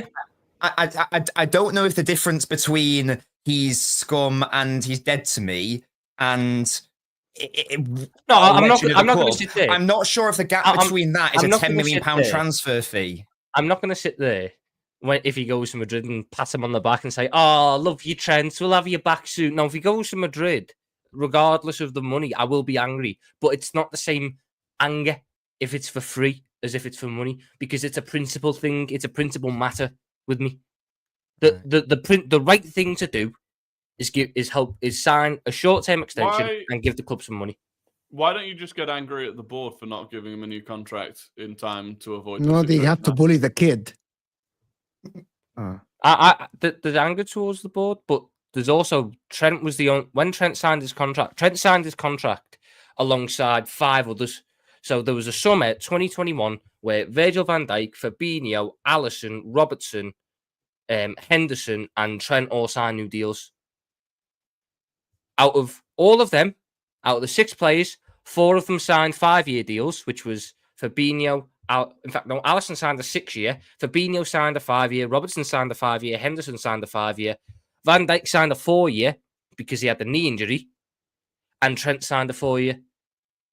So Trent was the only real exception to the 5 years. And I'm not of the notion that, Liverpool Football Club, but you know what? We're not going to give Trent 5 years. Trent clearly only wanted 4. So Trent clearly had a plan in mind for a bit about this. And I don't Liverpool guys, Jerry James is exactly echoing what Rory said. You guys know Jerry. Yeah. Right. Isn't that am I gonna have to do this again? Fabinho and Jordan Henderson were at a point in their career where a 5-year, the longer the contract they could get at Liverpool, the better for them, because they were at a point in their career where they weren't going to go and have probably the mega move. Mm-hmm. So it's not the same with Alisson at his age. So it's not really the same. Whereas Trent, if he tied himself down for 5 years, potentially prevents a move to Real Madrid. We don't know if that's true though. But apparently now, guys, they're offering him contract after contract, and he's saying no. I'm not in the know. This is what they saying. That he's actually now. It is not about the money. Contract after contract, but we have offered them a couple. Well, yeah, okay, that's contract after contract. But when we say you should have offered them a contract before, yeah. But I also then put the question to you of when should that contract have been offered? Because there's only one moment in time where that contract should have been offered. Normally. But so 2 years out, that is when it should have been. The problem that the football club had was, so that was last summer. His contract was 2 years out last summer. We had fuck all the chaos going upstairs in the boardroom. The owners were thinking of selling. The manager told people internally that he was leaving at the end of the season. We had no director of football, and we had an absolute shit show in terms of recruitment strategy. Our director of football, or our sporting director, or whatever it was a fucking Klopp's mate who he dragged out of retirement so he could go party in Ibiza for 2 months and activate one release clause. We were a shit show upstairs.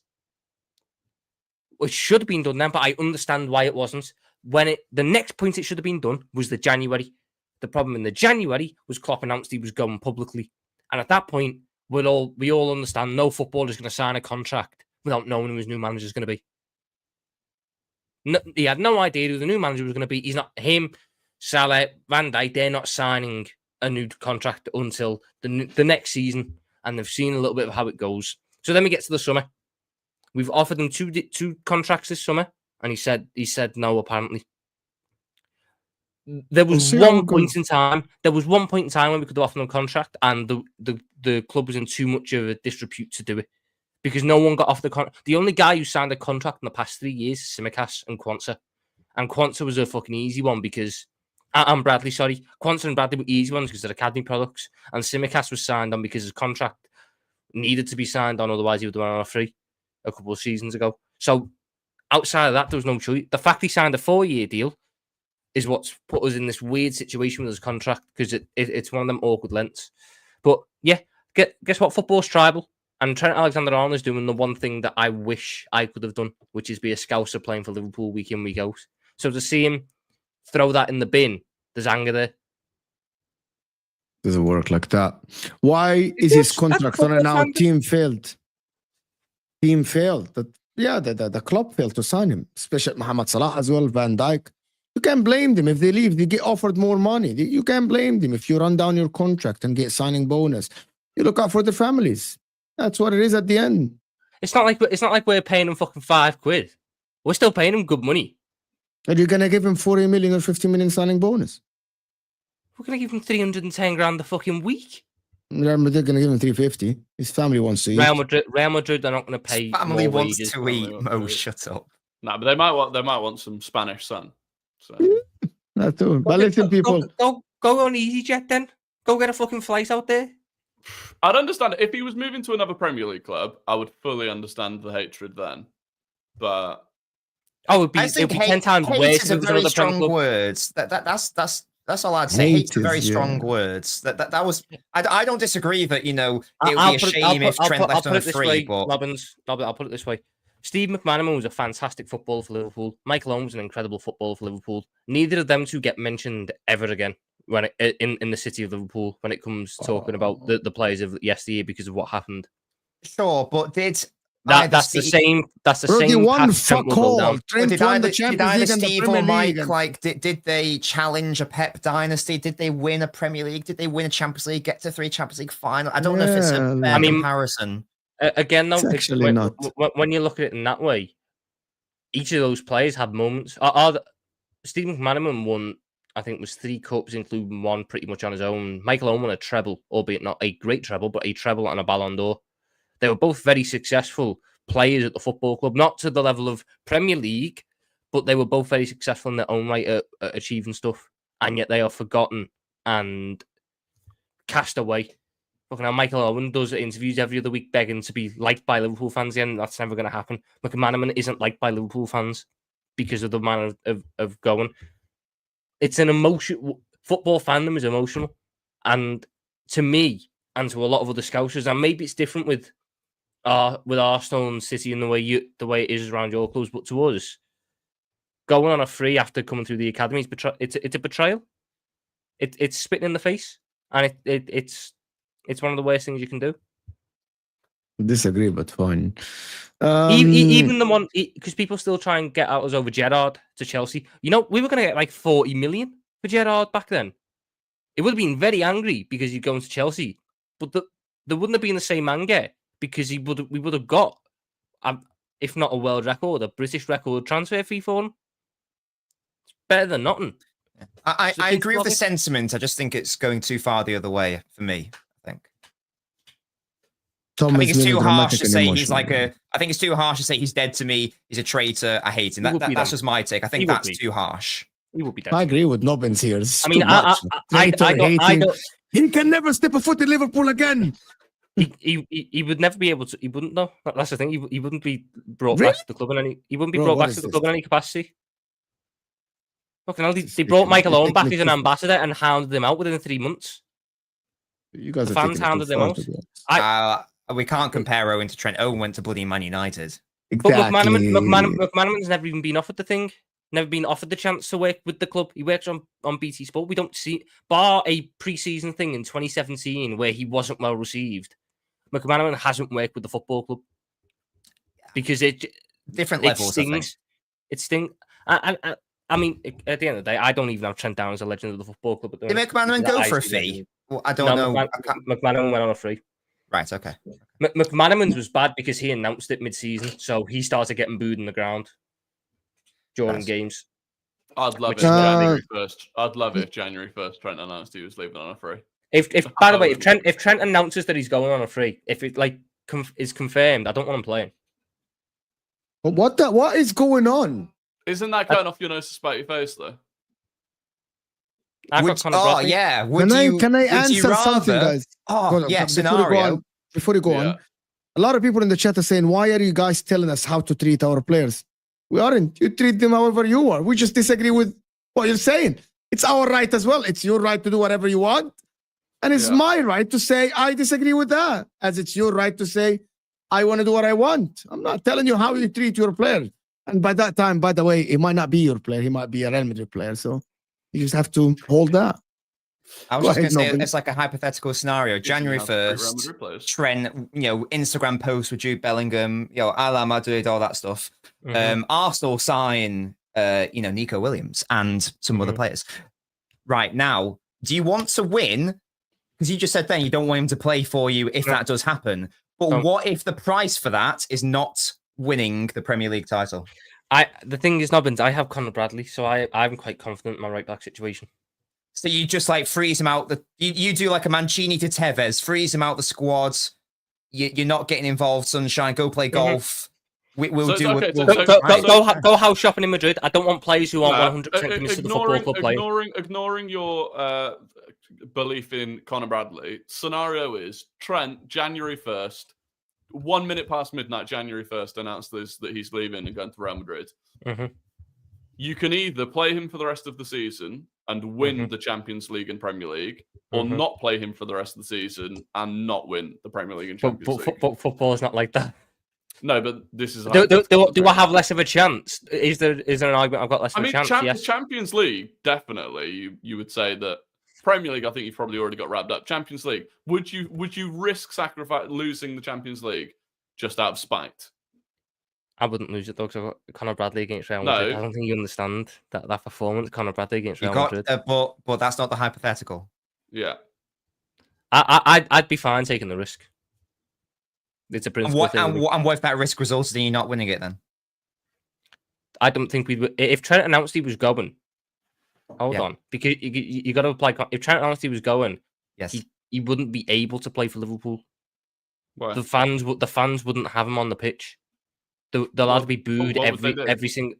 No, he'd be booed every single touch. He'd be booed anytime he walked out on the pitch. It's not an environment to play your best football. His head won't be behavior, is it?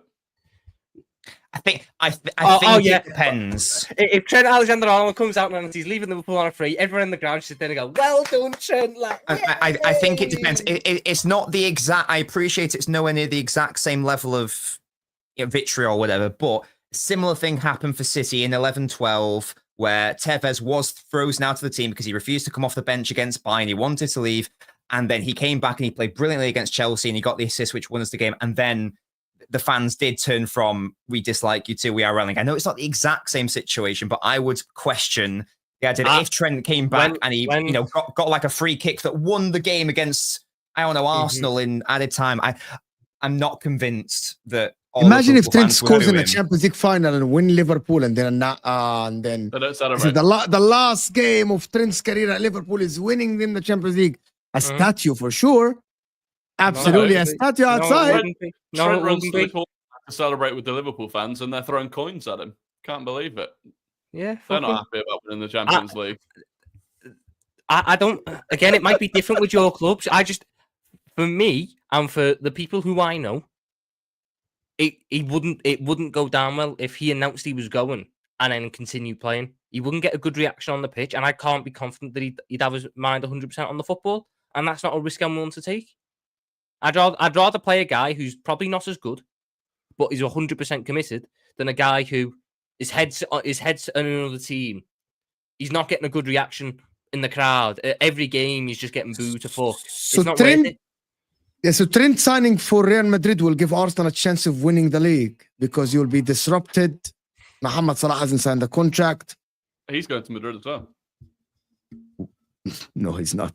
I don't have like a perfect example. The only one I can really think of, and it doesn't really suit because we did get a big fee for him, but when Shawnee left to Chelsea is like the closest I can really think of in sort of like the more modern era, I guess. I appreciate it's not the same, like different levels and whatnot, but so maybe like my thoughts aren't valid. But when he left to Chelsea, I was like, I wanted him to do well at Chelsea. I know it's not the same, but it's club culture, isn't it? It's club culture. At the end of the day, the same thing happened with Steve McManaman. So whilst I wasn't alive to witness it, I know people who were, and they've told me exactly the reaction that he got. The only reason he got he wasn't booed off the pitch at the very end of the season was because he scored the goal that got us European football. Outside of that, he had a crap second half of the season for the most part, but scored a goal in the last game of the season. He wasn't then applauded off the pitch. He was just sort of ignored. Yeah. I'll just say something. I actually don't understand this. Like the way you guys like, if he's giving you a chance of winning the title in the Champions League, who gives a fuck if he's joining Real Madrid? But it's a historic season. It's not black and white. That's the thing. It's just not black and white like that. I know. If Trent signs that deal to go to Madrid and it's announced in January, I can't be sure his head's 100% in the game on the football. That's the coach then. That's not us. That's not the fans. That's the coaching staff making sure that he's giving everything on the pitch. That's it. And I don't think you get a good reaction on the pitch. I believe the rumors that you really threatened that Gerrard only stayed because you guys threatened him to stay. That's the rumor. We didn't threaten him. That's what the rumor is going. You understood? Yeah. No, guys, just to let you know, that happened a lot at my club in Egypt. The threats weren't to Steven Gerrard. The threats were to his family. There's actually. That's all right then. No, I never said it was all right. I'm just clearing it up. It wasn't. We didn't go to Gerrard. Those scousers didn't go to Gerrard and go, "We'll break your leg." No, they went to his partner. There's everywhere. Yeah. It happened in Egypt. The player was moving from a rival to Al Ahly here. And no, not that far, Rory. Not that far. We're not that bad. Yeah, we'll just a couple of super chats so we can get out of here. Just meme them a bit. Yeah. By Tom's logic, Salah go house shopping too. No. I'll tell you what. When that collab Instagram post drops of Trent and Salah next to each other signing Real Madrid contracts. Oh, houses next to each other. Yeah. Mohamed Salah is signing a new deal at Liverpool. Virgil van Dijk is signing a new deal at Liverpool. I'm good on that. All right. Jay saying, if Trent was a bad player who was born in Liverpool and was on high contract, you, Tom, would said, go to Bolton for free. Us fans are so effed up. Shock. I'm angry when a good player who's come through the academy wants to go on a free. Yes, I wouldn't have the same anger if he wasn't a good player. Because guess what? Okay, no then. one would care in the same way. But so I don't know why that's being made out to be like so different.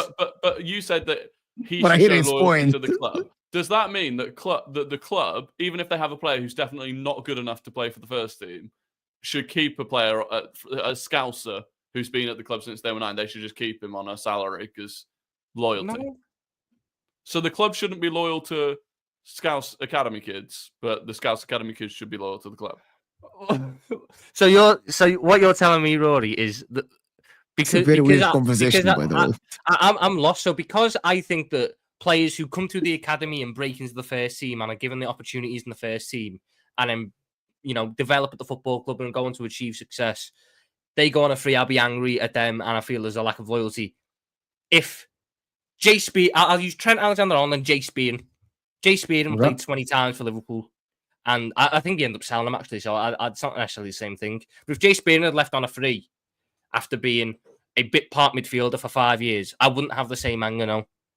There would still be a bit of anger there, but I wouldn't have the same anger. So I do still think any academy... What? Show loyalty in what way? I think that the way that mate, the way that like Tom, you're talking They're about. pressing you, Tom. They're pressing you. When it's a very high press. This is not the same thing. Tom, when you've been saying, and the club gave this opportunity and this isn't a charity though. They didn't open their arms and say, we love you, Trent, and we're going to bless you with playing for us. Like Trent proved that he was good enough. Do you not think that it was Trent who did that? Like, because the way you're framing it, it's like it was a charity case and Liverpool did it out of their goodness of their heart. And it was an altruistic bit of play by the club. Whereas isn't it really the player played themselves into that situation?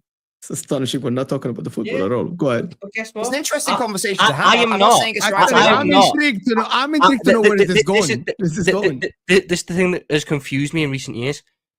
I'm not a Trent fan. I'm not a Salah fan. I'm not a Van Dijk fan. I'm a Liverpool fan. 100%. So Liverpool is what matters. So I will always go with the football club in that case. Guess what? Football is it's not a mutual relationship. It's a very one-sided thing. But loyalty matters. Jay Spearing was dog shit. Let's Spearing went balls for that club. But he tried. Jay Spearing. I would try. If Liverpool put me on the football pitch in an FA Cup final against Chelsea, I'd fucking try. I would be good, which is exactly what Jay Spearing was.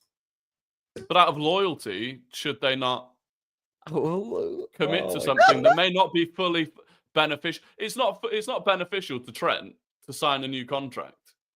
Why is it not beneficial to Trent to sign a new contract? Because if he's going to go to Madrid anyway, all he's going to do by signing a new contract is lose money.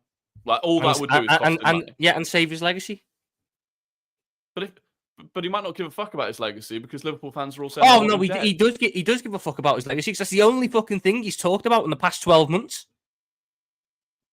Legacy. Yeah, but I want to win the Ballon d'Or as a right back. I'll tell him right now. If he goes Real Madrid, he's not sniffing a Ballon d'Or. He's going to get closer to it than if he's at Liverpool, though. Bollocks, he will. Absolutely not. Actually, I actually disagree. Absolutely not. Of course he will. You've got more chance. You've got more chance being the standout player at Liverpool than being another cog at Madrid. 100%. Yes, more than where he's going to be a machine. Yeah, I heard that. A cog in a machine in Liverpool. Yeah, so it's definitely. If Salah leaves and Liverpool get a front line that is just industrial and they score goals and Trent is an outstanding player and they win another Champions League or a league, he might. That's very true, actually. Just, but he could be a Madrid legend. Like Carvajal, a Madrid legend. I am going to bite my tongue on Trent Alexander-Arnold until the decision. He can't be trusted against Real Madrid if we draw them. 100%. Can you imagine? Imagine that. Goal. And he whips out the Real Madrid tops. Imagine Jude Bellingham at the corner flag. Yeah. Hamid is saying, poor Arne Slot, he doesn't deserve none of this. 100%. The club is in terms of the contract situation. When your best player is all of these world-class players that Real Madrid want. No, but hold on. When your best player and the best player now you have is literally calling out the club publicly, that's not good for the manager. You'd rather inherit a player that is good enough to command offers from Real Madrid than inherit Anthony. Yeah, but you're comparing up here Salah to Anthony. Have some shame. That's not good. Tom said loyalty matter only to the club. Yeah, do you want to know this? Do you want to know what the best way I can say this? Tom is at least with Liverpool. But when we say loyalty to the club, it's more loyalty to the people.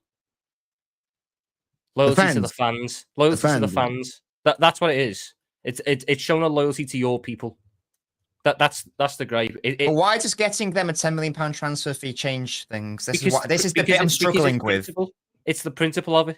Do the fans care though? Like, surely the end point of him leaving is what's relevant, not whether FSG get an extra 10 million quid to shove down their ass. Like, no, it's a respect thing. The respectful thing, the right thing to do if you want to leave is to make sure that the club gets some money for you. When Shawnee left the club, it was not about us getting a big fee for him, which we did get a big fee for him. It didn't make him leaving hurt any less because we got a big fee for him in like 2005. Nubbins. I'm not saying that Trent going wouldn't bother me.